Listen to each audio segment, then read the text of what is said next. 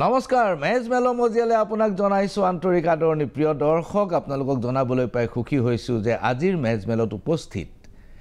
আপোনালোকৰ বাবে নতুন সাৰপ্ৰাইজ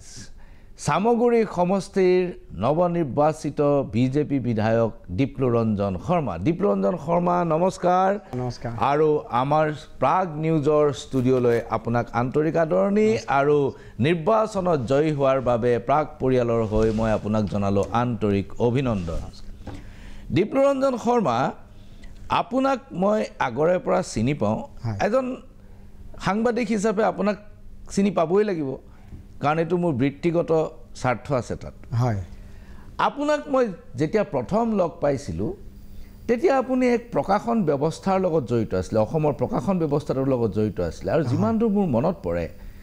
মই প্ৰথম আপোনাক জ্যোতি প্ৰকাশনৰ স্বত্বাধিকাৰী নগেন শৰ্মাৰ লগত পাইছিলো হয় সেই সময়তে তেওঁ এবাৰ উনুকি আছিল যে অলপ ছাত্ৰ ৰাজনীতিৰ লগত জড়িত সেইটো বহু বছৰ আগৰ কথা হয় হয় তাৰ পিছৰ পৰা মই আপোনাৰ কোনো ট্ৰেক তেনেকৈ ৰাখিব লগা হোৱা নাই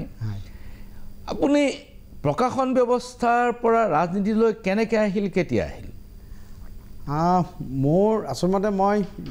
গুৱাহাটীত যেতিয়া পঢ়িব আহিছিলোঁ তেতিয়াবা মোৰ সৌভাগ্যৰ কথা যে অসমৰ এক বিশিষ্ট প্ৰকাশন গোষ্ঠী নগেন শৰ্মা ডাঙৰীয়াৰ জ্যোতি প্ৰকাশন মোৰ মহা হয় তেখেতৰ লগত মই জড়িত হোৱাৰ সুযোগ পাইছিলোঁ আৰু মোৰ কাৰণে এখন শিক্ষানুষ্ঠানৰ নিচিনাই আছিলে জীৱনৰ বহু কথা শিকিছিলোঁ বহুকেইজন বিশিষ্ট ব্যক্তিৰ সান্নিধ্য লাভ কৰিছিলোঁ হয়তো মোৰ জীৱনৰ চিন্তা চৰ্চাত মোক পুৰত হোৱাৰ ক্ষেত্ৰত বহুত সহায় কৰিছিল কিন্তু সৰুৰ পৰাই মোৰ এটা ৰাজনৈতিকভাৱে মই কেনেকৈ নাজানো মই আকৰ্ষিত হৈছিলোঁ সৰুৰ পৰাই স্কুলৰ যি ছাত্ৰ ইউনিয়ন আছিল ছাত্ৰ ইউনিয়নৰ লগত জড়িত হৈছিলোঁ পৰৱৰ্তী পৰ্যায়ত মই কলেজত বিভিন্ন সময়ত মই বিভিন্ন কামৰ লগত মই জড়িত হৈছিলোঁ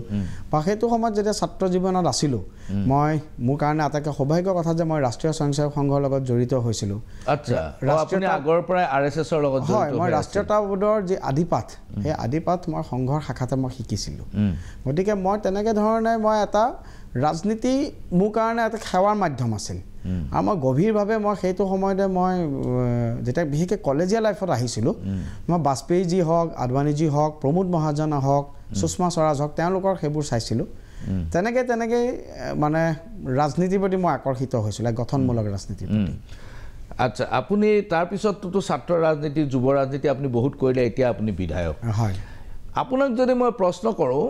যে ৰকিবুল হুছেইনৰ যিটো দুৰ্গ বুলি খ্যাত সামগুৰি হয় আৰু সামগুৰিত কেৱল ৰকিবুল হুছেইন নহয় ৰকিবুল হুছেইনৰ দেউতাও তেওঁৰ পিতৃও দীৰ্ঘদিন ধৰি প্ৰতিনিধি আছিল তাৰ পিছত বহু যুগ ধৰি ৰকিবুল হুছেইন সামগুৰিয়ে প্ৰতিনিধিত্ব কৰিছিল এইবাৰ তেওঁৰ পুত্ৰ তানজিলক এইবাৰ তেওঁ নিৰ্বাচনী যুঁজত নমাইছিল হয় এতিয়া আপোনাক যদি মই প্ৰশ্ন কৰোঁ যে ৰকিবুল হুছেইনৰ এই সাংঘাতিক বেহু আৰু দুৰ্গ চূৰ্ণ বিচূৰ্ণ কৰি আপুনি বহুত ভোটত ওলাই আহিলে প্ৰায় ২৪,০০০ ওচৰা-ওচৰি ভোটত আপুনি ওলাই আহিছে আপোনাৰ উত্তৰটো যিটো সাধাৰণতে ৰাজনীতিকৰ ৰেডিমেড উত্তৰ হয় আপুনি ক'ব হয়তো যে জনসাধাৰণৰ সকলো অংশৰ ব্যাপক সঁহাৰিৰ ফলত মই জয়লাভ কৰিলোঁ বিশেষকৈ যুৱক প্ৰজন্মৰ নতুন ভোটাৰে মোক ভোট দিলে মহিলাসকলৰ প্ৰতি মই কৃতজ্ঞ ইত্যাদি কথা ক'ব কিন্তু মই সেইবোৰ শুনিব খোজা নাই দীপ্লৰঞ্জন শৰ্মা মই আপোনাক শুনিব খুজিছোঁ যে কৌশলবোৰ কেনে ধৰণৰ আছিল কি কৌশলেৰে আপুনি ৰকিবুলৰ দুৰ্গ চূৰ্ণ বিচূৰ্ণ কৰিবলৈ সক্ষম হ'ল হয় প্ৰথম কথা মই মেন টু মেন কণ্টেক্ট কৰিবলৈ আৰম্ভ কৰিছিলোঁ আচ্ছা মেন টু মেন কণ্টেক্ট আৰু বিজেপিত মই আপোনাৰ এটা কথা কওঁ আমি সৌভাগ্যৱান বিজেপি এনেকুৱা এটা পাৰ্টি য'ত বিজেপিয়ে কিছুমান নতুন চিন্তা আৰম্ভ কৰে অন্য ৰাজনৈতিক দলে সেইবোৰ কথা বহুত পিছতহে কৰে মই এটা সৰু উদাহৰণ দিওঁ ক'ভিডৰ সময়ত যেতিয়া অন্য সকলো ৰাজনৈতিক দল বহি আছিল আমি যিটো ভাৰ্চুৱেল কনফাৰেন্স সেই সময়ত আৰম্ভ কৰিছিলোঁ সেই ভাৰ্চুৱেল কনফাৰেন্সৰ জৰিয়তে আমি বহুত ডাঙৰ আমাৰ পাৰ্টিটো গতিশীল কৰি ৰাখিবলৈ সক্ষম হৈছিলোঁ এইবাৰ আমি হাৰিয়ানা ইলেকশ্যনত দেখিছিলোঁ যে ডাঙৰ মিটিং কৰাতকৈ হাৰিয়ানাত প্ৰায় ২৮,০০০ ৩০,০০০ মান চৌপাল বৈঠক যিটো আমি ৬ মাহ ১ বছৰৰ আগতে আমি বিজেপিত আৰম্ভ কৰিছিলোঁ টিফিন বৈঠক তাক টিফিন লৈ আহোঁ ১৫-২০জন ব্যক্তি বহোঁ তাতে আমি আলোচনা কৰোঁ সামগুৰিত মই প্ৰথমতে মই টাৰ্গেট কৰিছিলোঁ যে 197 বুথ আছে মই পাৰিলে 197 বুথতে গৈ সকলোৰে লগত বহিব লাগে সকলো ছাত্ৰ সংগঠনৰ লগত বহিব লাগে সকলো ধৰণৰ ৰাইজৰ মাজত যাব লাগে সো মোৰ খুব ভাল লাগিছিল তথাপিতো কিছুমান জায়গাত মোৰ যাবলৈ থাকি গ'ল আউট অফ 197 বুথ মই নিজে ব্যক্তিগতভাৱে 61-65 মান বুথত মই নিজে গৈ মিটিং কৰিবলৈ সক্ষম হৈছিলোঁ আৰু এইটো মই সময় পাইছিলোঁ 2 মাহ পাৰ্টিয়ে মোক আগতেই কৈছিলে গতিকে প্ৰথম হেতু এটা কথা আছে দ্বিতীয় এটা কথা পাৰ্টিয়ে আপোনাক বহুত দিন আগতে এটো সিগনেল দিছিলে পাৰ্টিয়ে মোক সিগনেল দিছিল আচ্ছা পাৰ্টিয়ে সিগনেল দিছিল মাননীয় ৰাজ্য সভাপতি মহোদয়ে মোক কৈছিল মাননীয় মুখ্যমন্ত্ৰী মহোদয় ইচ্ছা আছে বুলি তাছত মন্ত্ৰী পীযুষ হাজৰিকা ডাঙৰীয়াই মোক ক'লে আৰু তাছত মাননীয় মুখ্যমন্ত্ৰী মহোদয় ডাঙৰীয়াৰ আশীৰ্বাদ লৈ তেখেতৰ ইচ্ছা আছিল আৰু তেখেতৰ সেইমতে আমি সোমাই গৈছিলোঁ তাত সামগ্ৰী আৰু কেইবাটাও কাৰকে আচলতে দাদা ক্ৰিয়া কৰিছিলে তাত মই প্ৰথম কথা কওঁ যে মই চৰকাৰ দুইখনৰ ক্ৰেডিবিলিটি লৈ মোদীজী চৰকাৰ ক্ৰেডিবিলিটি আৰু হিমন্ত বিশ্ব শৰ্মা ডাঙৰীয়া ক্ৰেডিবিলিটি মই মানুহৰ মাজত গৈছিলোঁ মই স্পষ্টভাৱে মই আৱেগিকভাৱে কৈছিলোঁ যে আমাক 15 মাহ চান্স দি চাওক চৰকাৰ আমাৰ আছে কাম কৰিব পাৰিম আমি কৰিব পাৰিম গতিকে আমাক আপোনালোকে চান্স দি চাওক আমি কেনেকুৱা কাম কৰিম গতিকে আজি জিকাৰ আগলৈকে মই যিমান সুখী আছিলোঁ আজিৰ দিনত মই খুব সুখী ৰাইজৰ মোৰ আশীৰ্বাদ মোৰ মূৰৰ ওপৰত আছে কিন্তু মোৰ লগে লগে সেই শংকা এটা হৈছে যে মই কেনেকৈ ৰাইজৰ মৰমখিনি মই কেনেদৰে মই প্ৰতিদান দিম গতিকে আগতে যদি মই 10 ঘণ্টা কাম কৰিছিলোঁ আগতে যদি মোৰ কমিটমেণ্ট লেভেল 90% আছিল মই এতিয়া 100% কমিটমেণ্ট লেভেল দি পেলাই মই ৰাইজৰ যি অগাধ বিশ্বাস সেই অগাধ বিশ্বাস মই মানে পূৰণ কৰিব লাগিব মোৰ সন্মুখত সেইটো এটা নতুন বহুত ধন্যবাদ মই আপোনাক আকৌ এই প্ৰশ্নটোকে বেলেগ ধৰণে সুধিব খুজিছোঁ ঘটনাটো হ'ল যে ৰকিবুল হুছেইনে 1 নম্বৰ কামটো কৰিলে তেওঁৰ পুত্ৰ 25 বছৰ 26 বছৰীয়া সৰু ল'ৰাক তেওঁ যুঁজত নমালে আৰু এই ঘটনাটোৱে ৰকিবুল হুছেইনৰ ওচৰে পাজৰে থকা যিবোৰ কংগ্ৰেছ নেতা আছিল দ্বিতীয় শাৰীৰ যিবিলাকে আশা কৰি আছিল যে এদিন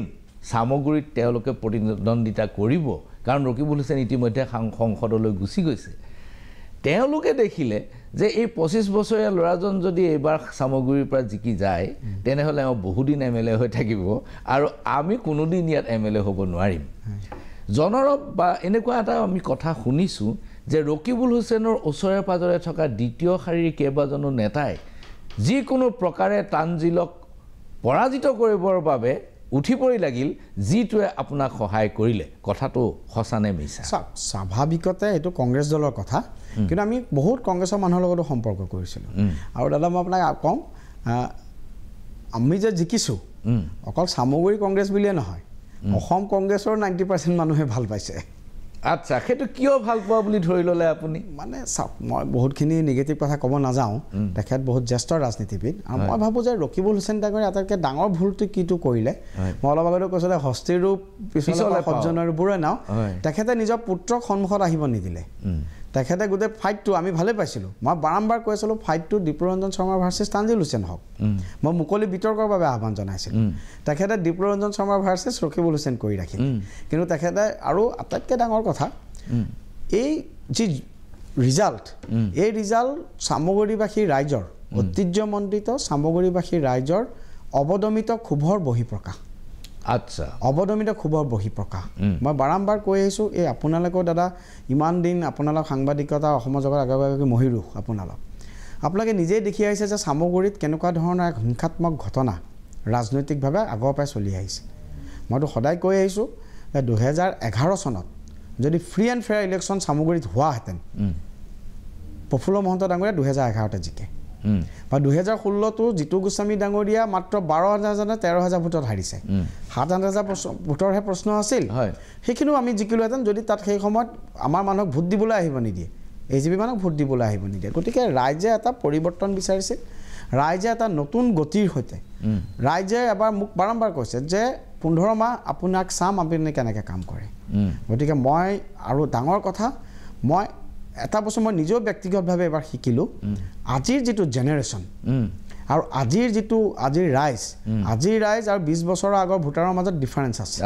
আৰু এই ডিফাৰেঞ্চটো আপোনালোকৰ সংবাদ মাধ্যমৰ জৰিয়তে আহিছে ছ'চিয়েল মিডিয়াৰ জৰিয়তে আহিছে এগৰাকী একদম ভিতৰুৱা গাঁৱৰ মহিলা এগৰাকীও আজিৰ দিনত মোবাইলত গোটেইখিনি বিষয় গম পায় এই বস্তুটোৱে আমাক ক্ৰিয়া কৰিছে আৰু আমি চৰকাৰৰ ক্ৰেডিবিলিটি মই কি কৰিম মই এবাৰো মই তেওঁলোকৰ এগেইনষ্টত বেছিকৈ যোৱা নাই মই খালি কৈছোঁ মই শিক্ষা খণ্ডত কাম কৰিব মন আছে মই স্বাস্থ্য খণ্ডত মই কাম কৰিম আন্তঃগাঁথনি ক্ষেত্ৰত কাম কৰিম যিখিনি বস্তু তেওঁলোকে প্ৰয়োজন আছিল গতিকে এই বিষয়খিনি লৈছোঁ ৰাইজে একচেপ্ট কৰিছে দ্বিতীয়তে আপুনি এইটো কথা কৈছে মই স্বীকাৰ কৰোঁ যে তাত এণ্টি ৰকিবুল হুছেইন ডাঙৰীয়া এটা বিৰাট ডাঙৰ ফ'ৰ্চ আছে এণ্টি ৰকিবুল হুছেইন এটা ডাঙৰ ফ'ৰ্চ আছে আৰু এণ্টি ইনকামবেঞ্চি স্থিতাৱস্থা বিৰোধী বহুত মানে পৰিৱেশ আছে দীপ্লুৰঞ্জন শৰ্মা আপুনি হিংসাত্মক ঘটনাৰ কথা উনুকিয়াইছে মই মানি লওঁ যে চামগুৰিত আগে পিছেও হিংসাত্মক ঘটনা হয় কিন্তু এইবাৰ হিংসাত্মক ঘটনা সংঘটিত কৰাত ভাৰতীয় জনতা পাৰ্টিৰ কৰ্মীসকল নেতাসকলো কিন্তু পিছ পৰি থকা নাছিল বিজেপিয়ে যথেষ্ট তাত হিংসাত্মক ঘটনা কৰিছে যিটো কাৰণে মাৰ খাই সাংবাদিকে ধৰ্ণা দিব লগা হৈছে আৰু পীযুষ হাজৰিকাই নিজে আহি সাংবাদিকৰ ওচৰত ক্ষমা খুজিব লগা হৈছে যে এইটো এটা ভুল হৈ গ'ল বেয়া নাপাব গতিকে এই ধৰণৰ ঘটনা কিন্তু বিজেপিয়ে এইবাৰ কৰিছে আপুনি কি ধৰণে গ্ৰহণ কৰিছে ভুলটো স্বীকাৰ কৰিব লাগিব ভুল স্বীকাৰ কৰা মানসিকতা আছে কাৰণে আমি বিজেপি গতিকে আজি সিদিনাখন যেতিয়া এই অপ্ৰীতিকৰ ঘটনাটো উদ্ভৱ হ'ল সেই ঘটনাটোত আমাৰ এজন কাৰ্যকৰ্তাৰ পিছত শ্বহীদো হ'ল আমি নিজে আহিছোঁ মই খুব মোৰ ৰাজনৈতিক জীৱনত সেইটো মোৰ কাৰণে এটা খুব বেয়া দিন মই আহি পেলাই মই নতজোৰে মই ক্ষমা বিচাৰিছোঁ পীযুষ হাজৰিকা ডাঙৰীয়া জিতু গোস্বামী ডাঙৰীয়া আহি পেলাই আমাৰ নতজোৰে তেওঁলোকৰ লগত বহি ক্ষমা বিচাৰিছে এনেকুৱা ভুলৰ কেতিয়াও পুনৰাবৃত্তি হ'ব নালাগে যোনে নকৰক কিয় মই আমাৰ কাৰ্যকৰ্তাসকলক সদায় এটা অনুৰোধ জনাইছিলোঁ আজিও দুই এটা ঘটনা হৈ আছে শৃংখলিতভাৱে কাম কৰিব লাগে because we are not Congress কিন্তু তাৰপিছতো আপোনালোকে দেখা গ'ল যে ৰকিবুল হুছেইন ডাঙৰীয়াই নিজে বহি থকা অৱস্থাত নিউজ 18ৰ সাংবাদিক এজনক মাৰিবৰ কাৰণে প্ৰৰোচিত কৰিলে মই ভাবোঁ অসমত বুলিয়ে নহয় গোটেই ভাৰতবৰ্ষত আজি আমি ৰাজনৈতিক মই বিশেষ বিজেপিৰ ক্ষেত্ৰত ভাবোঁ আজি আমি যিটো পৰ্যায়ত আহিছোঁ সংবাদ মাধ্যমৰ এক গুৰুত্বপূৰ্ণ ভূমিকা আছে আৰু গণতন্ত্ৰৰ চতুৰ্থ স্তম্ভ পৰৱৰ্তী পৰ্যায়ত কেতিয়াও এইবোৰ ঘটনা হ'ব নালাগে মই পুনৰাই মই সেই ঘটনাৰ বাবে মই কেইবাবাৰো ক্ষমা বিচাৰিছিলোঁ আজিৰ দিনতো মই সেই ঘটনাৰ বাবে মই যেতিয়া সেই ঘটনাটোৰ কথা মনত পৰে মই নিজে লজ্জিত অনুভৱ কৰোঁ দীপ্লুৰঞ্জন শৰ্মা যেতিয়া আপোনাৰ বিষয়ে চৰ্চা হৈছিল কলিয়াবৰ চামগুৰি সমষ্টিত দীপ্লুৰঞ্জন শৰ্মাই কেম্পেইন খুব আগ্ৰাসী কেম্পেইন চলাইছে তেতিয়া আমি কিছুমান ৰাজনীতিৰ লগত জড়িত কিন্তু সক্ৰিয় ৰাজনীতি নকৰে তেনেকুৱা মানুহ কিছুমানৰ লগত আমি সদায় এটা যোগাযোগত থাকোঁ তেতিয়া তেওঁলোকৰ সৰহ সংখ্যকে এটা কথা কৈছিল যে দীপ্লুৰঞ্জন শৰ্মা মানুহজন দেখাতহে চুটি চাপৰ কিন্তু এজন পৰিপক্ক ৰাজনীতিবিদ আৰু খুব আগ্ৰাসী কেম্পেইন কৰিব পৰাৰ যোগ্যতা থকা কেপেবল মানুহ এতিয়া তেওঁলোকে কিন্তু জানে তেওঁলোকে নিজে যিহেতু ৰাজনীতি জানে গতিকে ৰাজনীতিৰ কথা ৰাজনৈতিক মানুহবিলাকে আমাক কৈছে কথাটো এতিয়া আপোনাক চামগুৰি সমষ্টিটো দিয়া হ'ল আপুনি ইয়াৰ পূৰ্বে কলিয়াবৰ লোকসভাটো প্ৰতিদ্বন্দ্বিতা কৰিছে প্ৰতিদ্বন্দ্বিতা কৰা নাই বিচাৰিছিলে হয় চৰি ক্ষমা কৰিব এতিয়া যেতিয়া আপোনাক চামগুৰি সমষ্টিটো দিয়া হ'ল চামগুৰি সমষ্টিটো আপোনাক দিয়া হৈছে 15 মাহৰ বাবে 15 মাহৰ পিছত আপুনি পুনৰ প্ৰতিদ্বন্দ্বিতা কৰিব লাগিব আৰু 15 মাহৰ পিছত যিটো চামগুৰি সমষ্টিত আপুনি প্ৰতিদ্বন্দ্বিতা কৰিব সেই চামগুৰি সমষ্টিৰ চেহেৰাটো কিন্তু বৰ্তমানৰ চামগুৰি সমষ্টিৰ চেহেৰাটো একে হৈ নাথাকিব আপোনাৰ যি ৰাজনৈতিক পৰিপক্কতা আৰু আপোনাৰ আগ্ৰাসী ৰাজনীতি কৰাৰ যিটো আপোনাৰ ক্ষমতা বা দক্ষতা এইটো দেখি বিজেপিৰ একাংশ মানুহে আপোনাক এইটো ফচাই দিলে নেকি যে 15 মাহৰ কাৰণে এমএলএ হৈ থাকক পিছৰখিনি আমি চাই ল'ম নাই এইটো ফচোৱা বুলি কথাই নহয় দলৰ এটা দায়িত্ব এই দলে মোক যুৱ মৰ্চাৰ সভাপতি পাতিছে এই দলে মোক আজি ষ্টেট জেনেৰেল ছেক্ৰেটাৰী মই এডমিনিষ্ট্ৰেশ্যন গতিকে আমি এটা কথা আমি সকলো সময়তে আমি বেটল ফিল্ডৰ কাৰণে ৰেডি মইতো পুনৰাই কওঁ মই সদায় কৈ আছোঁ প্ৰত্যেকটো শ্ব'ত কৈ আছোঁ যে মানে hardest battle given to the strongest soldier গতিকে hardest battle given to the strongest soldier আৰু এইটো কথা মই যেতিয়া ৰাইজক কৈছোঁ বিৰাট ভাল পাইছে মোৰ সতীৰ্থসকলে ভাল পাইছে দলে যি দায়িত্বই নিদিয়ক কিয় আজি মইতো বিধায়ক হ'ম বুলি ভাবাই নাছিলোঁ এইটো সময়ত মই এটা কথা কওঁ মই প্ৰথমতে মই চামগুৰি বুলি কওঁতে মই দুবাৰমান ভয় খাইছিলোঁ মোক তে নেতৃত্বই আশ্বাস দিছিল আমি আছোঁ আৰু সঁচাকৈ তেওঁলোকৰ হাতত ধৰি পেলাই মই আজি আগুৱালোঁ এটা কথাই মোৰ ভাল লাগিছে যে আমি সকলো ধৰণৰ ৰাজনৈতিক হিচাপ যিটো আছিল ৰাজনৈতিক হিচাপ উলট পালট কৰি দি পেলাই মই এটা বস্তুৱে দেখিছিলোঁ যে ৰাইজৰ মাজত যাব লাগে মই তেওঁলোকক কৈছিলোঁ যে আপোনালোকে চামগুৰি দিছপুৰ আৰু দিল্লীৰ মাজত মই এখন সংযোগী দলং হিচাপে কাম কৰিম যিটো কাম আগতে হোৱা নাছিল মই ইভেন বিশ্বাস কৰক মই যেতিয়া সকলো মই এই 2 মাহত মই প্ৰায় 1000 মানুহৰ নাম মই মনত ৰাখিবৰ কাৰণে চেষ্টা কৰিছিলোঁ যে যুৱকসকলক মই যেতিয়া লগ পাইছিলোঁ আৰু মই সঁচাকৈ কৈছোঁ আপুনি আৰম্ভণিতে কৈছে সঁচাকৈ ইউথখিনি আছিল এই ইউথখিনিয়ে বিজেপিৰ লগত ইনভলভ হ'ব বিচাৰিছিল যিখন এখানে প্লেটফৰ্ম পোৱা নাছিল আৰু সামগ্ৰীত আমাৰ সংগঠন আগৰ পৰাই কিন্তু শক্তিশালী আছিল বহুতে এইটো কথা মানে হেৰি কৰি চলে কিন্তু 16 চনতো আমি এটা সাইজেবল এমাউণ্ট আমি তাত ভোট পাইছিল আৰু মেজৰিটি সংখ্যালঘু মানে আমাক ভোট দি আহিছিল গতিকে সকলোৱে মিলি আমি সকলোৰে মাজত গৈছিলোঁ ৰাইজৰ মাজত গৈছিলোঁ আৰু মই ভাবোঁ মই যিকেইটা ইছ্যুৰ কথা কৈছিলোঁ মই এটা বস্তু তাত দেখিছিলোঁ উদমাৰী নামৰ এখন তাত পঞ্চায়ত আছে একদম ভিতৰুৱা বাগান এৰিয়া মই এবাৰ স্কুলৰ তাত কেইজনমান শিক্ষকৰ লগত কিবা এটা কথা বতৰা হৈছিল তেতিয়া মই গম পালোঁ সেইখিনি আমি নাজানোৱেই সেই অঞ্চলত কলেজ ড্ৰপ আউটৰ সংখ্যা আটাইতকৈ বেছি আচ্ছা মই বোলো কিহৰ কাৰণে ক'লে যে তাত মেট্ৰিকলৈকে পঢ়িব পৰা স্কুল আছে আফটাৰ মেট্ৰিক তাত হাই ছেকেণ্ডেৰীখন নাই সেইখন পঢ়িবৰ কাৰণে য'ত আহিব লাগে ল'ৰা ছোৱালীসকলে তাত ডেইলি 100 টকা ভাড়া দি পেলাই আহিব লাগে ইমান দূৰ যাব নোৱাৰে ৰাস্তা বেয়া গতিকে সেই সময়ত বিধায়কজনে এই বস্তুবোৰ কোনো প্ৰচেষ্টা লোৱা নাছিল মই লগে লগে মুখ্যমন্ত্ৰী মহোদয়ক ক'লোঁ আৰু আমি আটাইতকৈ সৌভাগ্যৱান যে এনেকুৱা এজন মুখ্যমন্ত্ৰীৰ অধীনত আমি কাম কৰি আছোঁ মই বোলো মানে মুখ্যমন্ত্ৰী ডাঙৰীয়া তাৰপৰা আমি ASTC বাছৰ ব্যৱস্থা কৰিব পাৰোঁ নেকি যাতে ফ্ৰী বা একদম কম ৰেটত ল'ৰা ছোৱালীসকলক যাতে আমি তাৰপৰা আনি আমনিলৈকে আনিব পাৰোঁ তাৰপৰা তেওঁলোক অন্ততঃ যিসকলক ডেইলি 100 টকা লাগে এইটো আমি 20 টকাত কৰিব পাৰোঁ মাননীয় মুখ্যমন্ত্ৰী মহোদয়ে 7 তাৰিখৰ মিটিঙতো ঘোষণাই কৰি দিলে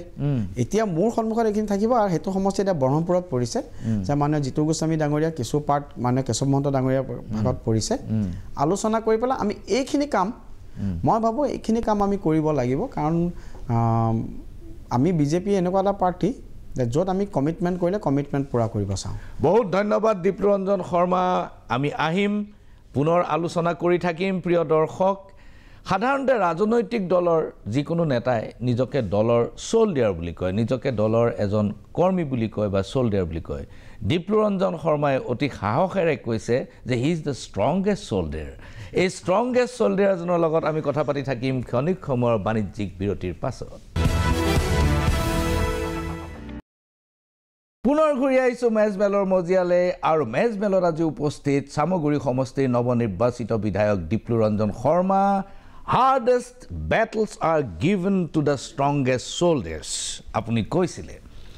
ঘটনাটো হ'ল হয় চামগুৰি সমষ্টিৰ যুঁজখন খুব কঠিন আছিল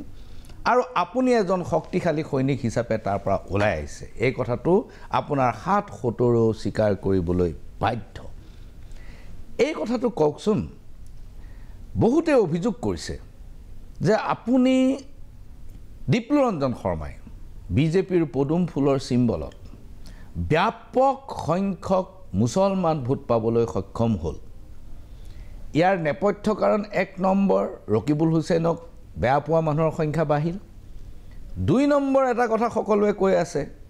যে আপোনাৰ সমষ্টিটোৰ কাষৰীয়া এটা সমষ্টিৰ এজন UDFৰ বিধায়কে নিজে তাত শিবিৰ পাতি সামগ্ৰীত গৈ শিবিৰ পাতি আপোনাক জনে ধনে সহায় কৰিলে কথাটো সঁচা নে না একেবাৰে মিছা কথা একেবাৰে মই আজি প্ৰথমবাৰ এইটো কথা শুনিছোঁ তেওঁলোকেতো কেণ্ডিডেট আৰু চাচা তেখেতেতো মাননীয় আজমল ডাঙৰীয়াই তো তানজিল হাছান ডাঙৰীয়াটো জিকাটো বিচাৰিলে চাচা মানে চাচা ভতিজাৰ ৰাজনীতি ক'লে ই মোৰ ভতিজা হয় আপুনি ৰাজনীতি কৰা মানুহ হয় আৰু আজমল বদৰুদ্দিন আজমলৰ ৰাজনৈতিক স্পিৰিটটো আপুনি জানে তেওঁ কি স্পিৰিটৰ ৰাজনীতি কৰে তেওঁ নিজে এজন মৌলানা বিপুল ভোটত তেওঁ ৰকিবুল হুছেইনৰ হাতত পৰাজিত হৈছিল ধুবুৰীত আৰু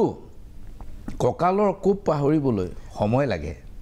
কিন্তু তেওঁ সময় পোৱা নাই সেই কোপটো পাহৰিবলৈ কাৰণ কেইমাহমান আগতে লোকসভা নিৰ্বাচন গৈছেহে তৎসত্ত্বেও আপুনি বিশ্বাস কৰেনে যে মৌলানা বদৰুদ্দিন আজমলে ৰকিবুল হুছেইনৰ পুত্ৰক জয়ী হোৱাটো বিচাৰিছিল কেতিয়াবা কি হয় এটা গোপন আণ্ডাৰষ্টেণ্ডিং তেওঁলোকৰ মাজত থাকেও আৰু আজমল ডাঙৰীয়াই জানে যে এবাৰ আমি যেতিয়া মাইনৰিটি ভোটত আমি লাহে লাহে খোপনি পুতিব আৰম্ভ কৰিম বিজেপি এনেকুৱা পাৰ্টি মই কেইদিনমান আগতে প্ৰায় 3 মাহমান আগতে আমাৰ মেম্বাৰশ্বিপৰ এখন মিটিঙত মই অমিত শ্বাহজী এটা ভাষণ শুনিছিলোঁ তাত এনেকুৱা ট্ৰেক ৰেকৰ্ড আছে যে বিজেপি য'ত হাৰিছে সেই 5 বছৰ তাত কাম কৰি পেলাই ছেকেণ্ড খুব ষ্ট্ৰংলি তাত আমি কামত আহিছোঁ মানে আকৌ পাৱাৰ আকৌ ওলাই আহিছোঁ চ' আমাৰ সাংগঠনিক দক্ষতাটো অন্য পলিটিকেল পাৰ্টিও আজিৰ দিনত জানে কাৰণ আজি এই যিটো দক্ষতাৰ কাৰণে মই আপোনাক ক'লোঁ নহয় যে আমি যিখিনি বস্তু আৰম্ভ কৰোঁ বা যিখিনি বস্তু চিন্তা চৰ্চা কৰোঁ অন্য ৰাজনৈতিক দলে এইবোৰ আৰু 10 বছৰ পিছতহে কৰিবলৈ আৰম্ভ কৰে গতিকে মই মোৰ পুনৰাই মোক তেতিয়া সুধিছিলে যে UDF-ৰো বাকী কোনোবা আহাটো দূৰ দূৰৰে কথা লোকেল যিসকল UDF কেডাৰ আছিল তেওঁলোকে যেতিয়া UDF-এ কেণ্ডিডেট নিদিলে ৰকিবুল হুছেইন মানে আজমল ডাঙৰীয়াৰ ওপৰত খুব অসন্তুষ্ট হ'ল বহুতে অপেনলি আমাৰ তাত জইন কৰিলে বহুতে আমাক সহায় কৰিছে মানে এটাৰ স্বাৰ্থত তেওঁলোকৰ উদ্দেশ্যটো বেলেগ যে ৰকিবুল হুছেইন ডাঙৰীয়া আৰু কংগ্ৰেছ দল পৰাস্ত হ'ব লাগে কাৰণ তেওঁলোকেও আপুনি 2010 চনে 2011 চনত আজিৰ দিনত হুছেইন ডাঙৰীয়াই ঢেৰ কথা কৈ আছে কিন্তু এই বদৰুদ্দিন আজমলে যেতিয়া চলো চামগুৰি শ্লোগান দি পেলাই আহিছিলে ৰূপহী থানাত তেখেতক ডিটেইন কৰিছিল আৰু UDF-ৰ কাৰ্যকৰ্তা যাতে আজমল ডাঙৰীয়াক লগ পাব আহিব নোৱাৰে তাৰ কাৰণে ডাঙৰ ডাঙৰ গছ কাটি দি কংগ্ৰেছৰ সদস্যই ৰাস্তা ব্লক কৰি দিছিল মোকতো এনেকুৱাকৈ কৈছে মই ক'বলৈ বেয়া পাওঁ কেইবাগৰাকীও মৌলানাক কংগ্ৰেছৰ সদস্যই দাড়িত ধৰি পেলাই লৈ আহিছিলে যিটো আমি সপোনতো কল্পনা কৰিব নোৱাৰোঁ এইষাৰ কথা ক'বলৈ মই বেয়া লাগে গতিকে এনেকুৱা ধৰণৰ কোনো কথা নাই দাদা জিকাটোত আমাৰ এটাই কথা আছিল ৰাইজৰ আস্থা বিশ্বাস আৰু বহু ৰাইজে এইটো পৰীক্ষা কৰি চাব বিচাৰিছে নো ডাউট আমি চৰকাৰত আছোঁ সেইটো আমাৰ কাৰণে এটা এডভান্টেজ পইণ্ট না আমি কি কাম কৰিম গতিকে তেওঁলোকৰ কাম কৰিলে এতিয়া আমি আৰু কাম কৰাৰ আমাৰ সময় বিজেপিৰ কাৰণে হিন্দুৰ ভোটটো 100% নিশ্চিত নহ'লেও হিন্দুৱে বিজেপিক ভোট দিছে আৰু আগন্তুক দিনবিলাকতো দিব বুলিয়ে মোৰ ধাৰণা কিন্তু মুছলমানে বিজেপিক ভোট দিব এই কথাটো আপোনাৰ বিজয়ৰ পূৰ্বে ৰাজনৈতিক যিটো চৰ্চা বা ৰাজনৈতিক যিটো ৰাজহুৱা দৰ্শন যিটো পাব্লিক ফিলচফি তাত কিন্তু অহা নাছিল এতিয়া যেতিয়া আহিল আৰু দেখা গ'ল যে ব্যাপক সংখ্যক মুছলমানৰ ভোট পদুম ফুলৰ চিনত আপুনি সংগ্ৰহ কৰিবলৈ সক্ষম হ'ল এতিয়া আপোনাৰ মানে পদুম ফুলৰ সপক্ষে থকা বহু হিন্দু মানুহৰ মাজত এনেকুৱা এটা ধাৰণাও হৈছে যে বিজেপিয়ে হয়তো ইয়াৰ আচল নেৰেটিভটো হেৰুৱাই পেলাব বিজেপিৰ যিটো সনাতনী ধাৰণা আছিল অথবা সনাতনী ধ্বনি আছিল এই ধ্বনিটো বিজেপিয়ে হেৰুৱাই পেলোৱাৰ আশংকা আছে যদি সংখ্যালঘুৰ মাজত বা সংখ্যালঘু ভোটৰ লোভত বেছি দৌৰা ধপৰা কৰে নহয় মই ভাবোঁ সেইটোৱে ডিফাৰেঞ্চ আমি দৌৰা ধপৰা কৰা নাই মই প্ৰত্যেকখন মিটিঙত আপুনি যদি ভিডিঅ' ফুটেজ চাই মই এটা কথাই কৈছোঁ আমাৰ মূল নীতিটো হৈছে justice to all appeasement to none আমাৰ যেতিয়া বিজেপি জন্ম হৈছিলে 1980 চনত যেতিয়া প্ৰথমখন অধিৱেশন আমি মুম্বাইত কৰিছিলোঁ তেতিয়াতো আমাৰ প্ৰথমজন চিফ গেষ্ট আছিল কৰিম ছাগলা খা আমাৰ হেৰি আছিল চিফ জাষ্টিছ আছিলে তেখেতেতো প্ৰথম বিজেপিক শ্লোগান দিছিল যেনেদৰে জয়প্ৰকাশ নাৰায়ণে কৈছিল ইমাৰ্জেঞ্চি সময়ত if Jana Sangh is fascist I am also' fascist তেখেতে কৈছিল যে কোনে কৈছে বিজেপি কংগ্ৰেছৰ অল্টাৰনেটিভ নাই বিজেপি ইজ দ্য অল্টাৰনেটিভ আৰু কোনে কৈছে ইন্দিৰা গান্ধীৰ অল্টাৰনেটিভ নাই Atal Bihari Vajpayee is the alternative আমি কোনো সনাতনী ধাৰাক লৈ পেলাই মই মোৰ দৃষ্টিত আমি ৰাজনীতি নকৰোঁ আমাৰ ৰাজনীতিটো হৈছে ৰাষ্ট্ৰীয়তাবাদৰ ধাৰা ৰাষ্ট্ৰীয়তাবাদ আৰু সনাতনী ধাৰা সংপৃক্ত আমি কৈছোঁ যে আমাৰ যি ধাৰা এই ধাৰাত দীপুৰঞ্জন শৰ্মা থাকিব কোনোবা মুজিবুৰ ৰহমানো থাকিব কোনোবা খ্ৰীষ্টান এজনো থাকিব আমি সৰ্বধৰ্ম সমভাৱৰ কথা কওঁ আৰু আটাইতকৈ ডাঙৰ কথা আমি বিজেপি যেতিয়া কৰিছোঁ আমাক পঞ্চনিষ্ঠাৰ বিষয়ে শিকায় আমি 5টা নিষ্ঠাৰ ওপৰত বেছ কৰি কৰোঁ ডেমক্ৰেচি প্ৰথমটো হৈছে আমাৰ গণতন্ত্ৰ 2 নম্বৰটো হৈছে আমাৰ ৰাষ্ট্ৰীয় সংহতি নেশ্যনেল ইউনিটি 3টো হৈছে গান্ধীবাদী অৰ্থনীতি সমাজবাদ আৰু 4টো আটাইতকৈ যিটো পজিটিভ ছেকুলাৰিজিম আজি কংগ্ৰেছে কি ছেকুলাৰিজিম কৰিছে চাহ বানুৰ গোচৰত তেখেতসকলে যিটো নীতি লৈছিল সেইটো ছেকুলাৰিজিম নেকি কেতিয়াও ছেকুলাৰিজিম নহয় আজি তেওঁলোকে খেনুক দেখি ৰন্ধা বঢ়া মানে অল আৰ ইকুৱেল বাট চাম আৰ মোৰ ইকুৱেল দেন আদাৰ্ছ কংগ্ৰেছে যোৱাকালি মুখ্যমন্ত্ৰী মহোদয়ে কৈছে যে মাতে যেতিয়া মনমোহন সিং প্ৰধানমন্ত্ৰী আছিল নেশ্যনেল মাইনৰিটি কমিশ্যনত তেখেতে এখন মিটিঙত গৈ ক'লে minority specially Muslim have the first right on the aside of the country এইটো কেনেকৈ হ'ব পাৰে আমি স্পষ্টকৈ কৈছোঁ আমাৰ নীতি হৈছে justice to all appeasement to none Arunodoi যদি হিন্দুৱে পাব লাগে খ্ৰীষ্টানেও পাব লাগিব মুছলমানেও পাব লাগিব দিছ ইজ ছেকুলাৰিজিম আমি যেতিয়া আঁচনি দিছোঁ নিযুত মইনা আমি যেতিয়া প্ৰধানমন্ত্ৰী আৱাস যোজনা দিছোঁ আমি এনেকুৱা কৰা নাই নহয় যে চামগুৰিত আমি কমাই দিম নগাঁৱত বেছি দিম কলিয়াবৰত বেছি দিম বিজেপি হৈছে প্ৰকৃত ছেকুলাৰ দল বিজেপিয়ে পজিটিভ ছেকুলাৰিজিম কৰে আৰু এই পজিটিভ ছেকুলাৰিজিমটো কৰাৰ কাৰণে আমি পুনৰাই কওঁ এজন হিন্দু ভাল হিন্দু হওক এজন মুছলমান ভাল মুছলমান হওক, এজন খ্ৰীষ্টান ভাল খ্ৰীষ্টান হওক, আৰু আমি সকলোৱে মিলি এজন ভাল ভাৰতীয় হওঁ। এটা কথা সত্য, মই যদি মোৰ ব্যক্তিগত অভিজ্ঞতাৰ ক্ষেত্ৰত কওঁ, মই শিকিছোঁ বহুতখিনি কথা। মই হয়তো সেই সমাজখনক লৈ পেলাই ইমান কাম কৰা নাছিলোঁ। এই সমাজখনৰ মাজত যেতিয়া সোমাইছোঁ, মই আপোনালোকক দুটামান ইণ্টাৰেষ্টিং কথা ক'ব বিচাৰিছোঁ। মই যেতিয়া গ'লোঁ মিটিঙত, আমাৰ ধ্বনি হয় ভাৰত মাতা কি জয়। মোক বহুতে ক'লে ভাৰত মাতা কি জয় বেছি ক'ব নালাগে। মই হেৰি হ'ব লওঁতে তেওঁলোকে আৰম্ভ কৰিছে ভাৰত মাতা কি জয়। মানে আমি এখন ব্ৰিজ হ'ব লাগিব। প্ৰথম কথা, মই আজি অকণমান আগতে মই আৰু এটা চেনেলত মই সেইটো কথা কৈ আহিছিলোঁ, মোক গভীৰভাৱে ৰেখাপাত কৰিছিল। মই এখন বহুত দিন আগতে কিতাপ পঢ়িছিলোঁ, the man who divided India, Mohammad Ali জিন্নাৰ ওপৰত। ৰফিক জাকাৰিয়াৰ কিতাপ আছিলে সেইখন। ৰফিক জাকাৰিয়াৰ কিতাপত যিটো পাতনি, মই সদায় কিতাপ পঢ়িলে সদায় পাতনিখিনি প্ৰথমতে পঢ়িবলৈ চেষ্টা কৰোঁ। পাতনিতে আধা আধি বহুতখিনি কথা জানিব পাৰে। চ' তাত তেখেতে পাতনিটিত মৌলানা আবুল কালাম আজাদ, প্ৰথম আমাৰ শিক্ষামন্ত্ৰী আছিল, তেখেতৰ এটা কোট এটা তেখেতে দিছে। তাত তেখেতে মানে দিছিল, মৌলানা আবুল কালাম আজাদে ভাৰত বিভাজনৰ কেইদিনমানৰ পিছত দিল্লীৰ জামা মছজিদত যি শুকুৰবাৰৰ নামাজ হয়, তাত তেখেতে এটা ভাষণ দি কৈছিল যে আজি ভাৰত বিভাজন হৈছে, আটাইতকৈ ক্ষতিগ্ৰস্ত হৈছে মুছলমানসকল। আৰ্থিকভাৱে ক্ষতি হৈছে, সামাজিকভাৱে ক্ষতি হৈছে। মই আপোনালোকক বাৰম্বাৰ কৈ আছিলোঁ, আপোনালোকে এই ভাৰত বিভাজনৰ সমৰ্থন নজনাব। আপোনালোকে মোৰ জিভাখন বন্ধ কৰি দিছে। আপোনালোকে মই যিটো আঙুলিৰে লিখিব বিচাৰিছিলোঁ, সেই আঙুলিটো আপোনালোকে মোক কাটি দিব চেষ্টা কৰিছিল। আজিৰ দিনত ফেনাটিকসকলে লৈ গ'ল পাকিস্তান, কিন্তু ছাফাৰাৰ আমি হৈছোঁ। গতিকে এই বস্তুখিনিয়ে কি কৰে যে আমি প্ৰকৃত সত্যটো আমি তেওঁলোকৰ মাজত লৈ যাব লাগিব। মই যিখিনি কাম কৰিছিলোঁ, যোৱাকালি আপোনালোকে চাওক যেনেদৰে ৰাইজ ওলাই আহিছে, মোৰতো মই কল্পনা কৰিব পৰা নাছিলোঁ। মানুহে ৰমজান মাহৰ সময়ত ৰোজা ৰাখে, মানুহে এইবাৰ ইলেকশ্যনৰ আগত মোৰ কাৰণে ৰোজা ৰাখিছে। ৰোজা ৰাখি পেলাই তেওঁলোকে মোৰ কাৰণে দোৱা কৰিছে, প্ৰাৰ্থনা কৰিছে। মই মোৰ কথাটো কি ক'লোঁ, মই আগতে এনেকৈ দোৱাত বহা নাছিলোঁ কেতিয়াও। This is my first time. তেতিয়া তেওঁলোকক দেখিছোঁ যে তেওঁলোকে দোৱাত কৈছে যে ৰাষ্ট্ৰৰ উন্নতিৰ কাৰণে কাম কৰিবলৈ যুৱকজনক শক্তি দিয়ক, ৰাইজ আপোনালোকে বিবেক ভোট দিয়ক। যেতিয়া বিবেক ভোটৰ কথা দোৱাত ক'লে, মই স্পষ্টভাৱে পালোঁ যে ৰাইজে যদি বিবেক ভোট দিয়ে, সেই ভোট বিজেপিৰ পক্ষত আহিব। গতিকে বিবেক ভোট আমি বহুত পালোঁ এইবাৰ। বহুত ধন্যবাদ দীপ্তিৰঞ্জন শৰ্মা। লৈছোঁ ক্ষণিক সময়ৰ বাণিজ্যিক বিৰতি, চাই থাকক মেজমেল। পুনৰ ঘূৰি আহিছোঁ মেজমেলৰ মজিয়ালৈ, আৰু মেজমেলত আজি উপস্থিত আছে চামগুৰি সমষ্টিৰ নৱনিৰ্বাচিত বিধায়ক দীপ্তিৰঞ্জন শৰ্মা। শুনি খুব ভাল পালোঁ দীপ্তিৰঞ্জন শৰ্মা, আপুনি কৈছে যে দোৱাত বহা নাছিলোঁ, প্ৰথমবাৰৰ বাবে দোৱাত বহিছোঁ। দেখিলোঁ যে এই মানুহবিলাকে মোৰ হৈ প্ৰাৰ্থনা কৰিছে, মই জয়ী হ'বৰ বাবে বিবেক ভোটৰ আহ্বান জনাইছে। মই সেইখন সমাজত সোমোৱা নাছিলোঁ, এইবাৰ প্ৰথমবাৰৰ কাৰণে সেইখন সমাজত সোমোৱাৰ সুযোগ পালোঁ, আৰু সেইখন সমাজক বুজি উঠিবলৈ মই চেষ্টা কৰি আছোঁ, যদি মই ভুল কোৱা নাই। দীপ্তিৰঞ্জন শৰ্মা, তৰুণ গগৈয়ে যেতিয়া দুই হাত মেলি দোৱা কৰিছিল টুপি পিন্ধি পেলাই,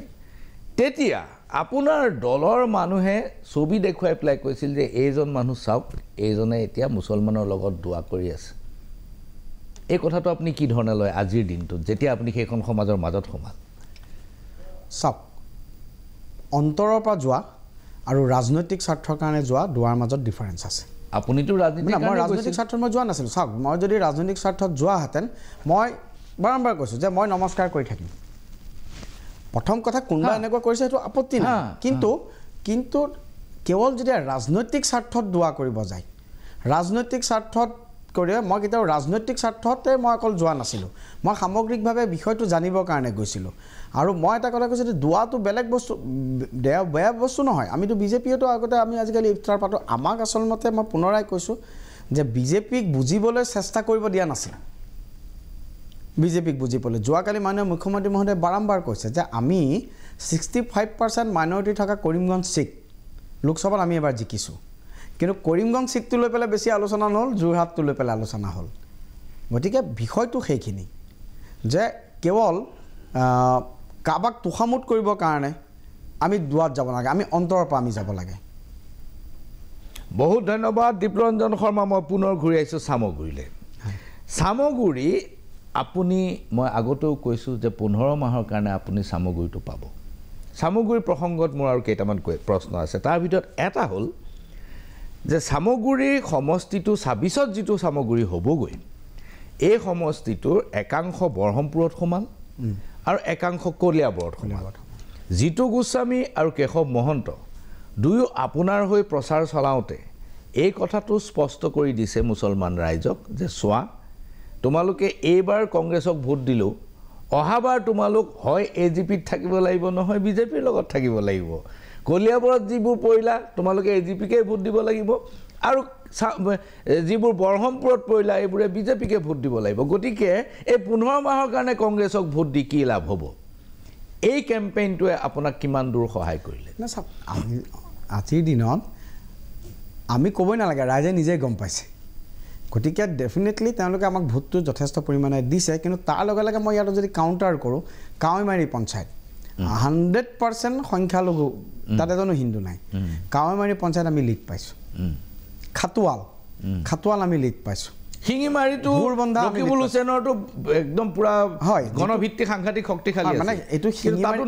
শিঙিমাৰী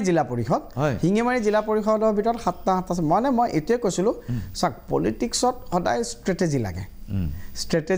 আৰু আমি য'ত যি ষ্ট্ৰেটেজি বনালোঁ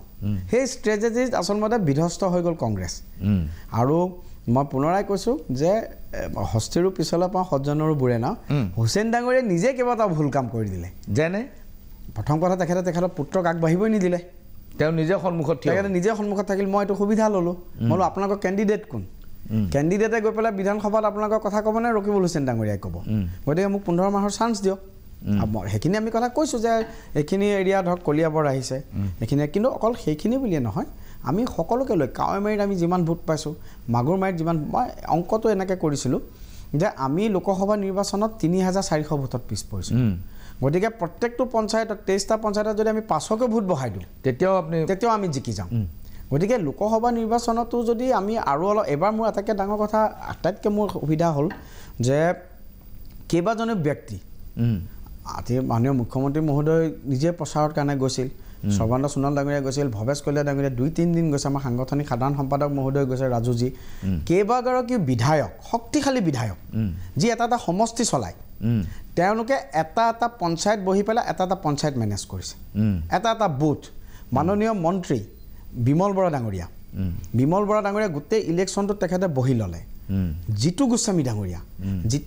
ডাঙৰীয়াই মোটামুটি মই পুনৰাই মই কেইবাটাও হেৰিত কৈছোঁ মোক হাতত ধৰি গোটেই ইলেকশ্যনটো তেখেতে খেলাইছে মই বহুত চিন্তাই কৰিব লগা হোৱা নাই সুৰেশ বৰা ডাঙৰীয়া আছিল লাষ্ট আমাৰ ইলেকশ্যন খেলিছিলে মই যদি 10 ঘণ্টা কাম কৰিছিলোঁ তেখেতসকলে 15 ঘণ্টা ধৰি কাম কৰিছিল কেইবাগৰাকী ব্যক্তি মুজিবুৰ ৰহমান ডাঙৰীয়া আছিল মুজিবুৰ ৰহমানটো ৰকিবুল হুছেইনৰ লগত আছিল আৰু তাতে আমাৰ কেইবাগৰাকী ব্যক্তি আছিল আমাৰ চব কাৰ্যকৰ্তা বিৰাজ নন্দী আছিল ফকৰদ্দিন আহমেদ পাৰ্থপ্ৰতিম হাজৰিকা মই নাম কাৰো ক'ব নাম ক'লে 100-150জন হৈ যাব মানে এই ব্যক্তিসকলে এইবাৰ মই যিটো কমিটমেণ্ট লেভেল দেখিছিলোঁ আমিও আগতে কেইবাটাও নিৰ্বাচন চলাইছোঁ মই কেইবাজন কেণ্ডিডেটৰ হৈ লাগিছিলোঁ মই কেণ্ডিডেটতকৈ কেতিয়াও বেছি কাম কৰি পোৱা নাছিলোঁ কিন্তু এইবাৰ চামগুৰি ভাৰতীয় জনতা পাৰ্টীৰ অসম গণ পৰিষদৰ কাৰ্যকৰ্তাই আমাৰ কেশৱ মহন্ত ডাঙৰীয়া কেশৱ দাইটো এদিন মই কেশৱ দাৰ লগত মিটিং কৰি পেলাই মই অনুভৱ কৰিছোঁ মানুহজনৰ কিমান ষ্টেমিনা এদিনত 25খন মিটিং কৰিছে এটা দিন নেক্সট ডে তেখেতে 25খন মিটিং কৰিছে ইজ ইট পচিবল আৰু তেখেতে ইমান এজন ডাঙৰ বিয়াগুম মন্ত্ৰী তেখেতে বুথে গৈ মিটিং কৰিছে প্ৰত্যেকটো বুথত গতিকে আমি এবাৰ এটাকে ডাঙৰ আমি যিটো ফ'ৰ্চ লাগিলোঁ গোটেই বিজেপি এজেপি যিটো টপ ফ'ৰ্চ এই টপ ফ'ৰ্চটোৰ মানে ইউনাইটেড শক্তিৰ আগত কংগ্ৰেছ তিষ্ঠিবই নোৱাৰিলে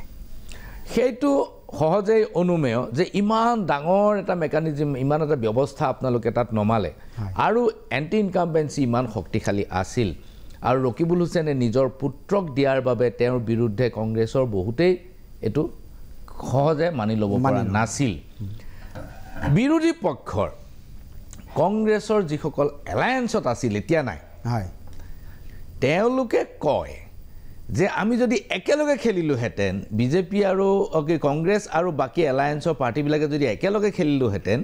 চামগুৰি বিহালীত ফলাফল সলনি হৈ গ'লহেঁতেন আপুনি কথাটো বিশ্বাস কৰেনে আমি হয়তো 1000 ভোট কম পালোহেঁতেন 24000 ভোটত 5000 ভোটত জিকিছোঁ এবাৰ 23500 ভোটত জিকিলোহেঁতেন কিন্তু আটাইতকৈ ডাঙৰ কথা কি হৈছে মই বিৰোধী দলকো আহ্বান জনাম যে যিসকল এতিয়া তথাকথিত মানে হেৰি আছে কংগ্ৰেছলৈ তেওঁলোকে কেতিয়াও মৰ্যাদা নাপায় কংগ্ৰেছৰ পৰা কংগ্ৰেছে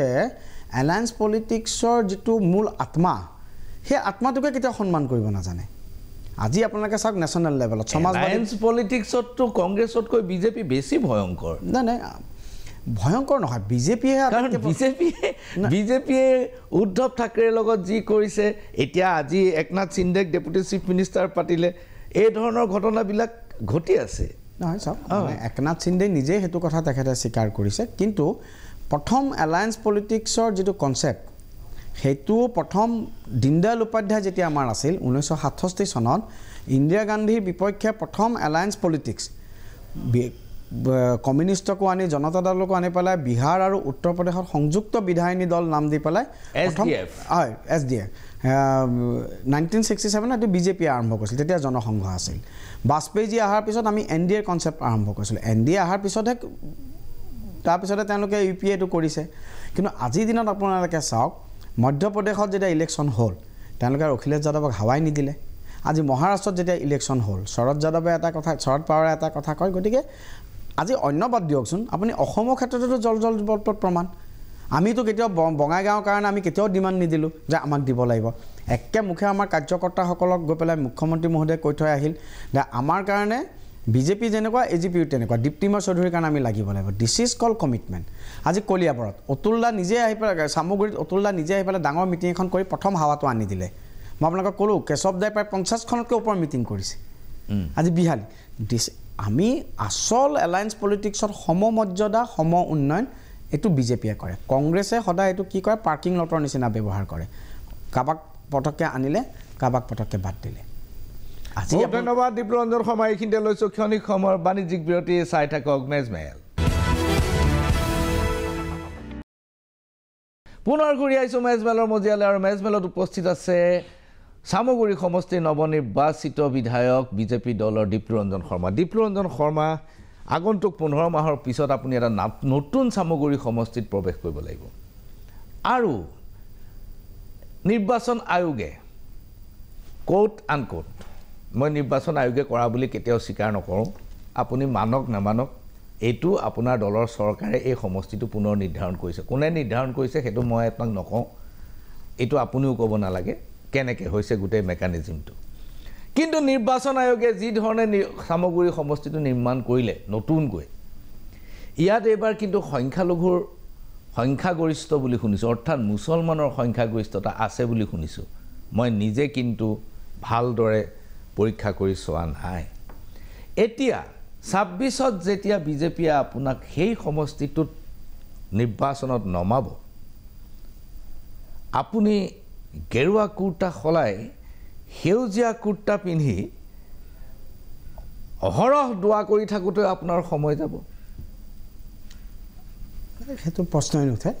আমি তেনেকুৱা ধৰণৰ ৰাজনীতিবিদে নহয় মোৰ কাৰণে গেৰুৱা কুৰ্তাও সমান সেউজীয়া কুৰ্তাও সমান হালধীয়া কুৰ্তাও সমান সকলোৱে গতিকে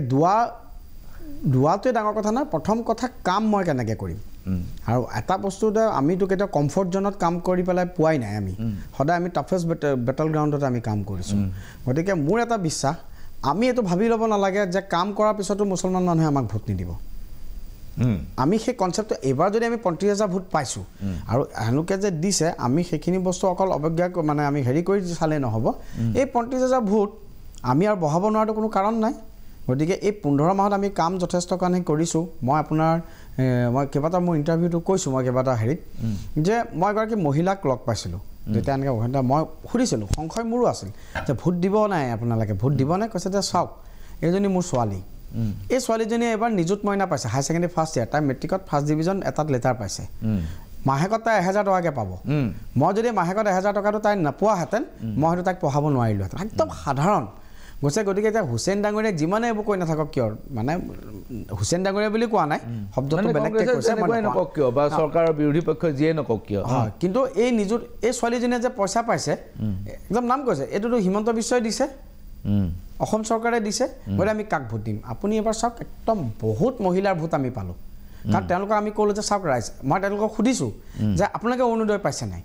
কৈছে পাইছোঁ মই চাওক কাৱৈমাৰী মাগুৰমাৰী পঞ্চায়তত আপোনালোকে যিমান অৰুণোদয় পাইছে এই পঞ্চায়তত যদি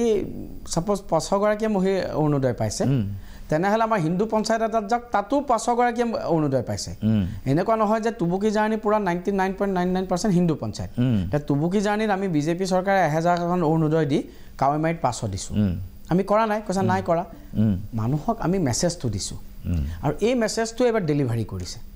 মোদীজীৰ এখন কিতাপ আছে When Dreams Meet Delivery আমি আমাৰ মেছেজবোৰ ডেলিভাৰী কৰাইছোঁ election is the ability to project credibility মোক সৰুতে এইখিনি কথা আমি পঢ়িছিলোঁ ইলেকশ্যন মানে নিজৰ ক্ৰেডিবিলিটিটো প্ৰজেক্ট কৰা এটা এবিলিটি আমাৰ মেচিনাৰী আছিল দলৰ মেচিনাৰী আমাৰ সাংঘাতিক ষ্ট্ৰং আমি প্ৰত্যেকজন মানুহৰ লগত প্ৰায় এবাৰ ড'ৰ টু ড'ৰ কণ্টেক্ট কৰিছিলোঁ প্ৰায় 20,000 25,000 মানুহৰ লগত আমাৰ কাৰ্যকৰ্তাসকলে হয়তো সংখ্যা বেছি হ'ব ড'ৰ টু ড'ৰ কণ্টেক্ট কৰিছে আমাৰ MLA সকল হয়তো এইসকল MLA নিজৰ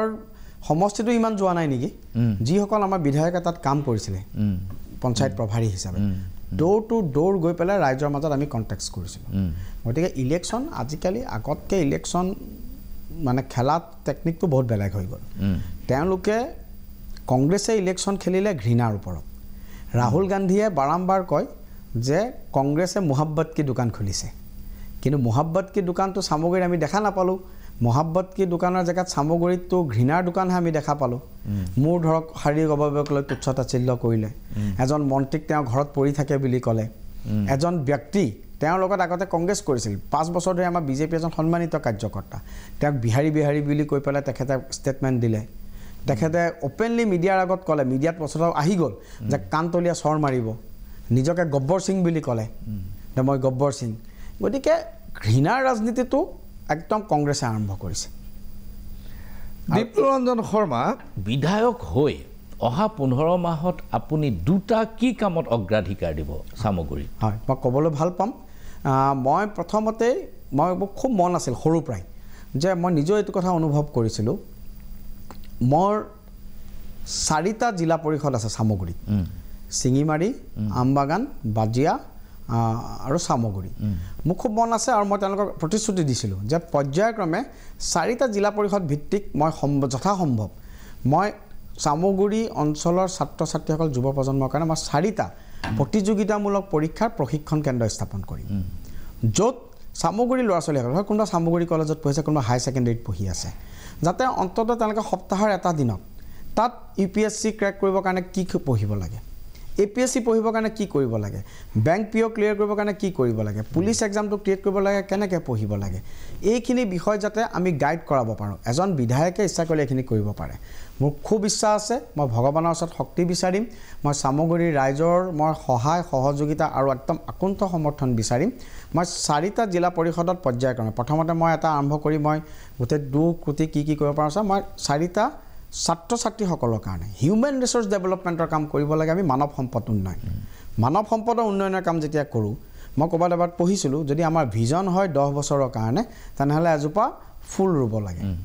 যদি আমাৰ ভিজন থাকে 50 বছৰৰ কাৰণে এজোপা আমি গছ ৰুব লাগে আৰু আমাৰ যদি ভিজনটো একদম এটাৰ্নেল হয় অসীমৰ কাৰণে তেনেহ'লে আমি মানৱ সম্পদটো ডেভেলপ কৰিব লাগে হিউমেন ৰিসোৰ্স ডেভেলপমেণ্ট মই সামগ্ৰী অঞ্চলৰ যি হিউমেন ৰিসোৰ্স আছে আমাৰ ছাত্ৰ ছাত্ৰীসকল যুৱ প্ৰজন্ম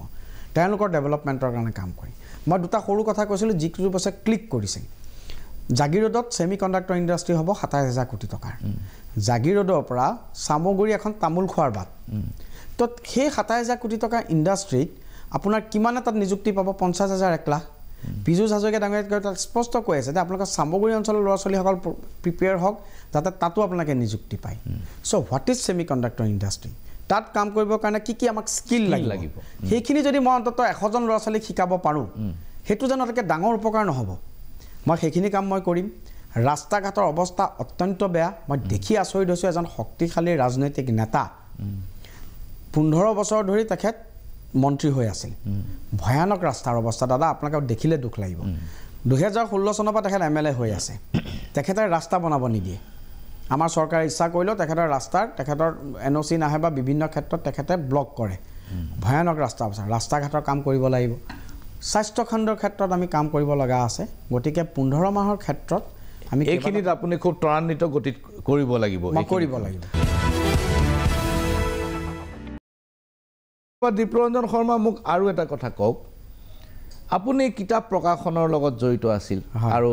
সমান্তৰালভাৱে আপুনি ৰাষ্ট্ৰীয় স্বয়ংসেৱক সংঘৰ কাম কৰি আছিল প্ৰশিক্ষণ লৈ আছিল আৰু পিছত বিজেপি দললৈ আহিল ছাত্ৰ ৰাজনীতি কৰিছে যুৱ ৰাজনীতি কৰিছে কিতাপ প্ৰকাশনৰ সময়ত আপুনি দীঘলীয়া সময় পাৰ কৰিছে কিতাপ প্ৰকাশন ব্যৱস্থাটোৰ লগত হয় আৰু বহুত মানুহে আপোনাক প্ৰকাশক হিচাপে চিনি পায় তেওঁলোকে একেজন দীপ্তৰঞ্জন শৰ্মা হয়নে নহয় তেওঁলোকে পিছত মিলাই চাইছে যে একেজনেই হয় প্ৰকাশনৰ লগত যেতিয়া জড়িত আছিল তেতিয়া আপোনাৰ জীৱনৰ এটা স্মৰণীয় ঘটনা আমাক ক'ব নেকি? হয়, মোৰ জীৱনৰ এটা স্মৰণীয় কালছোৱা এই মই যেতিয়া মোৰ মহা নগেন শৰ্মা ডাঙৰীয়া জ্যোতি প্ৰকাশনৰ লগত মই জড়িত হৈ পৰিছিলোঁ, মই কাম শিকাৰ বা মোৰ চিন্তা চৰ্চা পৰোধত বহুত সহায় হৈছিল। মই এবাৰ মোৰ মনত আছে, মই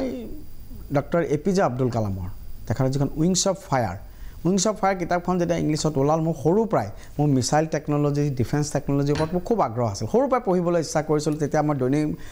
অসম পেপাৰখন আমাৰ ঘৰত লৈছিলোঁ। মই সৰুৰ পৰাই আমি পঢ়িব চেষ্টা কৰি পৰৱৰ্তী বিভিন্ন সময়ত এইবোৰ চাইছিলোঁ। চ' APJ আব্দুল কালামৰ প্ৰতি তেতিয়াৰ পৰাই মোৰ এটা খুব আহিছিলে, আগ্ৰহ আছিলে। তেখেতৰ যিটো কথা আছিল যে small aim is a crime, ক্ষুদ্ৰ লক্ষ্য অপৰাধ, মই জীৱনত সেইটো মানি কাম কৰিছিলোঁ। চ' মই তেখেতৰ যেতিয়া উইংছ অফ ফায়াৰখন পঢ়িলোঁ, মই সঁচা কথা কওঁ, অসমীয়া মিডিয়ামৰ পৰা অহা বহুতে আমাতকৈ ভাল কৰিব পাৰে। ইংলিছখিনি মই বুজি পোৱা নাছিলোঁ। 40% বুজি পাইছিলোঁ, 60% বুজি পোৱা নাছিলোঁ। তো মই মোৰ মহা জ্যোতি প্ৰকাশনৰ নগেন শৰ্মা ডাঙৰীয়াৰ ওচৰত গৈ পেলাই ক'লোঁ যে মহা, এই কিতাপখন আমি ট্ৰেন্সলেট কৰিব পাৰিলে অসমীয়া যুৱক যুৱতীসকলৰ কাৰণে বিৰাট ভাল হ'ব। কালামক আমি যিমান জানো, মই আজিৰ দিনতো বিশ্বাস কৰোঁ, আমি যুৱ প্ৰজন্মই বুলিয়ে নহয়, আমি কালামক জানিব লাগে, কালামক পঢ়িব লাগে। তেতিয়া কাম কৰাৰ বাবে এটা নতুন অনুপ্ৰেৰণা মানুহে সকলোৱে পায়। তো মই সুৰেশ শৰ্মা ডাঙৰীয়া, আমি জানো খুব আমাৰ নমস্য ব্যক্তি, তেখেত চিফ ট্ৰেন্সলেটৰ আছিল, সাহিত্য একাডেমি অনুবাদ বঁটা পাইছে। সুৰেশ খুৰা ডাঙৰীয়াক মই এখন কিতাপ দিলোঁ। সুৰেশ খুৰাই তেতিয়ালৈকে কালামৰ কিতাপ পঢ়া নাছিল। তেখেতে নি এসপ্তাহ 10 দিন পঢ়াৰ পিছত মোক কৈছে, ডিপ্লু এখনতো সাংঘাতিক কিতাপ পঢ়াইছা। মোৰ মহাই ক'লে, ডিপ্লু এখনতো সাংঘাতিক কিতাপ, এইখনতো আমাৰ মানুহে জানিব লাগে, অকল ব্যৱসায়িক দৃষ্টিভংগীৰে নহয়। তাৰ লগে লগে আমাৰ কাম আৰম্ভ হৈ গ'ল, এই কিতাপখন অসমীয়ালৈ অনুবাদ কৰিব লাগে। প্ৰায় 6 মাহ 1 বছৰীয়া প্ৰচেছ হায়দৰাবাদৰ ইউনিভাৰ্চিটি প্ৰেছে কৰিছিল, কেইবাজনী ব্যক্তিয়ে সহায় কৰিছিল। তেতিয়া আজিৰ দিনত বহুত বেছি ইমেইলৰ হেৰিটো নাছিল, কৰিবৰ কাৰণে আমি কেফেত যাব লাগে। কৰি মেলি পিছত আমি সেই কিতাপখনৰ অনুবাদ স্বত্ব পাইছিলে। সুৰেশ শৰ্মা ডাঙৰীয়াই প্ৰাঞ্জল ভাষাত, অসমীয়া ভাষাত অগ্নিৰ দেউকাখন প্ৰকাশ কৰিছিলে। আৰু মোৰ কাৰণে আটাইতকৈ সৌভাগ্যৰ ঘটনা, মোৰ কাৰণে আজিৰ দিনতো স্মৰণীয়, যিটো মই মৰালৈকে নাপাহৰিম। পাতনিত ফাৰ্ষ্ট লাইনটোত তেখেতে মোৰ নামটোক বিশেষভাৱে উল্লেখ কৰি কৈছিল যে এইখন কিতাপৰ ক্ষেত্ৰত তেওঁ কেনেকৈ কৰিছিলে। চ' তাৰপিছত কালাম ডাঙৰীয়াই আমাক ৰাষ্ট্ৰপতি ভৱনত মাতি পঠাইছিলে। মই নগেন শৰ্মা ডাঙৰীয়া, সুৰেশ শৰ্মা ডাঙৰীয়াৰ সৈতে মোৰ সৌভাগ্য আছিল 2004 চনৰ 19 জুলাইৰ দিনাখন কালাম ডাঙৰীয়াক লগ পাইছিলোঁ। এজন গ্ৰেট ব্যক্তি, গ্ৰেটেষ্ট মানে মই ভাবোঁ যে ভাৰতবৰ্ষৰ সৰ্বশ্ৰেষ্ঠ সন্তানৰ ভিতৰত এজন ডক্টৰ APJ আব্দুল কালাম। আমি যেতিয়া সোমাই গৈছোঁ, এজন মহাঋষিৰ সন্মুখত গৈ পেলাই বহিছোঁ, সেইদিনাখন মোৰ মনত আছে, সেইদিনাখন অসমত খুব ডাঙৰ বানপানী, 19 জুলাই 2004 চন। তেখেতে বানপানীৰ খবৰ লৈছে আমাৰ ওপৰত। তাৰপিছত তেখেতে ৰিভাৰ লিংকিং, যিটো এটা কণ্ট্ৰভাৰ্চিয়েল ইছ্যু, কিন্তু তেখেতে ৰিভাৰ লিংকিঙৰ ভাল দিশ কি, বেয়া দিশ কি, প্ৰথমতে আমাৰ 3জনক সুধিছে, তেখেতৰ মতামত ব্যক্ত কৰিছে। তাৰপিছত অগ্নি দেউকাৰ বিষয়ে, আৰু সেই সময়ত আৰু এখন খুৰাই কিতাপ অনুবাদ কৰিছিল, ইগনাইটেড মাইণ্ডছৰ তেজস্বী মন বুলি, সেই দুখন আমি লগত লৈ গৈছিলোঁ। তেতিয়া তেখেতে কৈছিল যে তেখেতে আৰু এখন কিতাপ অনুবাদ কৰি আছিলে, অদম্য শক্তি, ইনডমিটেবল স্পিৰিট। তেখেতে কৈছিল যে মানে আপোনালোকে এইখন কিতাপো কৰিব, খুব ভাল কিতাপ। পৰিয়াল আৰু ৰাষ্ট্ৰ বুলি এখন কিতাপ কৰিছিলে। চ' 2004 চনৰ 19 জুলাই এই কালামৰ কিতাপকে আৰম্ভ কৰি পেলাই গোটেই প্ৰকাশন জগতে মোক আচলতে বিশেষভাৱে, মই আজি যি ডিপ্লুৰঞ্জন শৰ্মা বুলি মই ভাবোঁ, তাত এটা যথেষ্ট ভূমিকা আছিল। মই সৰুকৈ আৰু এটা কথা ক'ব বিচাৰিম যে তাৰ পৰা আহোঁতে আমি কৈ থৈ আহিলোঁ কালাম চাহাবক যে আপুনি অসম গ'লে কেতিয়াবা আমি আকৌ লগ পাব বিচাৰোঁ। আৰু সুৰেশ খুৰাই ক'লে যে মই আপোনাক এইখন কিতাপো অনুবাদ কৰি আছোঁ, আপোনাক দিব বিচাৰোঁ। আপুনি বিশ্বাস কৰক, এজন ব্যক্তি এটা অনুষ্ঠান কেনেকুৱাকৈ হৈ পৰে। 1 বছৰৰ পিছত তেতিয়া তৰুণ গগৈ ডাঙৰীয়া মুখ্যমন্ত্ৰী, কালাম ডাঙৰীয়া যেতিয়া অসম আহিছে, 2 দিনৰ আগত প্ৰেচিডেণ্টৰ ছেক্ৰেটেৰীৰ পৰা জ্যোতি প্ৰকাশনলৈ আনুষ্ঠানিকভাৱে চিঠি আহিছে, এপইণ্টমেণ্ট লেটাৰ দি পেলাই। এজন ৰাষ্ট্ৰপতিয়ে মনত ৰাখিছে অসমৰ এটা প্ৰকাশন প্ৰতিষ্ঠানৰ কথা, যে তেওঁলোকক মই কথা দিছিলোঁ অসম গ'লে লগ পাম বুলি। মুখ্যমন্ত্ৰী মহোদয়ৰ পিছত মোৰ মনত আছে, তেখেত কিনাৰত বহি আছিল বৰঝাৰ এয়াৰপৰ্টত, আমাক তেখেতে এপইণ্টমেণ্ট দি পেলাই সেই সময়ত পৰিয়াল আৰু ৰাষ্ট্ৰ কিতাপখনৰ বিষয়ে তেখেত ফিলচফিকেল কথা আমাক কৈছিল। চ' মোৰ জীৱনৰ এটা স্মৰণীয়, মৰিলেও মই পাহৰিব নোৱাৰা ঘটনা ডক্টৰ APJ আব্দুল কালামৰ লগত এই সান্নিধ্য। বহুত ধন্যবাদ দীপ্লুৰঞ্জন শৰ্মা, বিধায়ক হিচাপে প্ৰথম খোজটো আৰম্ভ কৰিছে। আপোনাৰ ভৱিষ্যত উজ্জ্বলৰ পৰা উজ্জ্বলতৰ হওক, সেই আশাৰে আজিলৈ ইমানতে সামৰিছোঁ। ভৱিষ্যতে মেজমেলৰ মজিয়াত আপোনাক নিশ্চয় পুনৰ লগ পাম। নমস্কাৰ।